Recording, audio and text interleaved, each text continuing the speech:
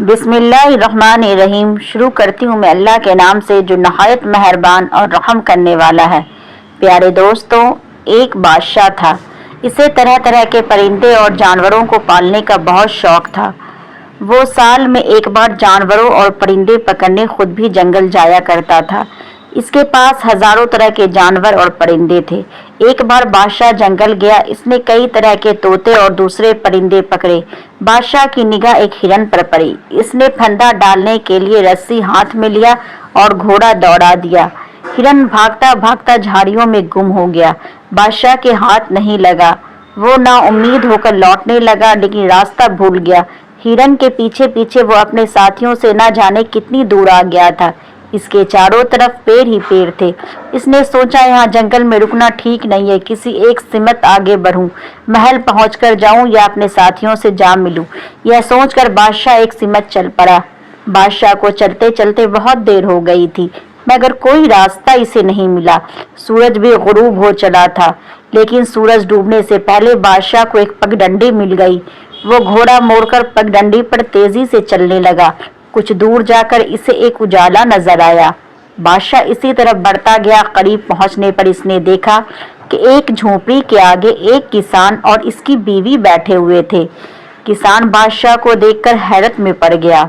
वो हकलाता हुआ बोला, जहांपना आप यहाँ? बादशाह बोला, मैं परिंदे पकड़ने आया था। एक हिरन के पीछे भागते हुए रास्ता भूल गया हूँ। अब रात में यही गुजारना चाहता हूँ, सवेरे चला जाऊंगा। किसान ने बेचैन होकर कहा, जहांपना यह सब आप ही का दिया हुआ है, मगर आप यहाँ कैसे ठहरेंगे? मेरे पास तो एक अच्छा बिस्तर भी नहीं है। बादशाह ने कहा, तो क्या हुआ? अगर मैं किसान होता तो क्या शाही महल के मुलायम बिस्तर पर ही सोता? किसान ने बादशाह का घोड़ा एक दरख्त से बांध दिया और इसके खाने को कुछ घास डाल दी। बादशाह ने आग तापते हुए किसान से पूछा, तुम्हारा नाम क्या है? मेरा नाम कलहुआ है जहांपना। अच्छा, कुछ खाने का सामान हो तो ले आओ, बहुत भूख लग रही है। हुजूर, मेरे पास आपके खाने के लिए भी कुछ नहीं है। चंद सूखी रोटियां हैं, वो भी आप खा नहीं सकते। मैं खा लूंगा, तुम ले आओ। किसान हैरत से बादशाह को देखते हुए सुबह की बनी रोटियां ले आया। बादशाह ने रोटी खाकर पानी पिया और अल्लाह का शुक्र अदा किया। थकावट की वजह से इसे बहुत जल्द नींद आ गई।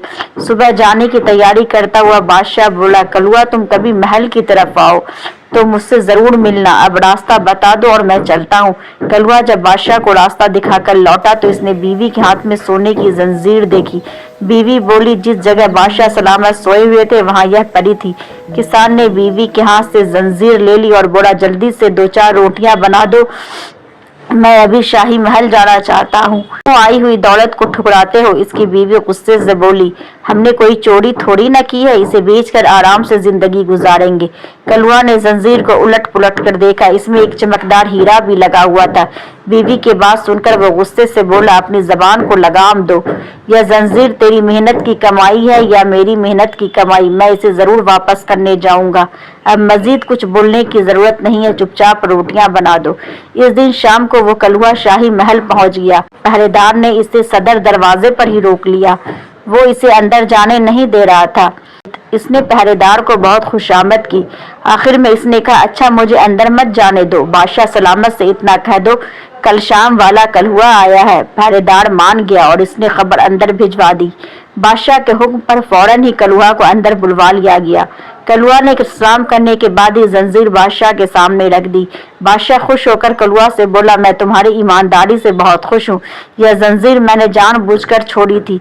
जी हुजूर, जानबूझकर? हाँ, मैं तुम्हारी ईमानदारी का इम्तिहान लेना चाहता था। तुम कामयाब हो गए हो, इसलिए इनाम के मुस्तहक हो। देखो, ऐसा है कि शाही महल में खजांची की जरूरत है। मैं तुम्हें इस ओहदे पे रखना चाहता हूँ। क्या तुम्हें मंजूर है?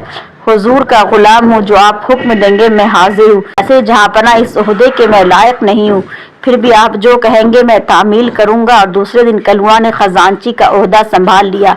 किसी ने सच ही कहा है कि ईमानदारी का फल मीठा होता है, जो मिलता जरूर है। मुल्क दौलताबाद में एक बादशाह हुकूमत करता था। वो बड़ा रहमदिल और दया परस्त था। जो भी इसके पास आता वो इसे जरूर कुछ न कुछ देकर रुखसत करता। अगर किसी को कोई परेशानी होती तो राजा खुद इसको हल करने की कोशिश करता।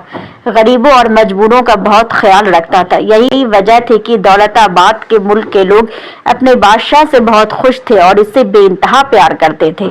वक्त गुजरने के साथ साथ बादशाह के सर में गुरूर समाने लगा और वो अपनी झूठी तारीफ सुनकर खुश होने लगा। जब यह खबर आम हुई तो एक दिन बादशाह के महल में एक लालची और खुशामदी फकीर आ गया। इस फकीर ने बादशाह के महल में जाकर बादशाह की झूठी तारीफें करते हुए सदा लगानी शुरू की कि हमारा बादशाह बड़ा सखी है, जो कोई न दे पाए वो राजा दे। बादशाह को यह बात सुनकर बड़ी खुशी हुई। इसने फकीर को एक पपीता इनाम में देकर इसे रुखसत कर दिया। फकीर ने पपीता लिया और मुंह लटकाए वापस हो गया। इसे इस इनाम से जरा भी खुशी नहीं हुई। पहले फकीर के जाते ही दूसरा फकीर महल में दाखिल हुआ और इसने हक बात की सदा लगानी शुरू की कि जो अल्लाह दे वो कोई ना दे पाए और ना ही हमारे बादशाह। फकीर की यह बात बादशाह को नागवार गुजरी, लेकिन चूंकि वो आम रयाया में सखी और रहमदिल मशहूर था, इसलिए महल में आए हुए फकीर को खाली हाथ वापस लौटाना इसने मुनासिब न समझा। सो इसने इस फकीर को 2 सोने के सिक्के दिए और महल से रुखसत कर दिया।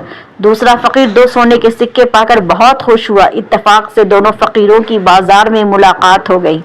पहला फकीर बहुत ज्यादा दुखी नजर आ रहा था। दूसरे फकीर ने इससे पूछा, दोस्त तुम इतने दुखी क्यों दिखाई दे रहे हो?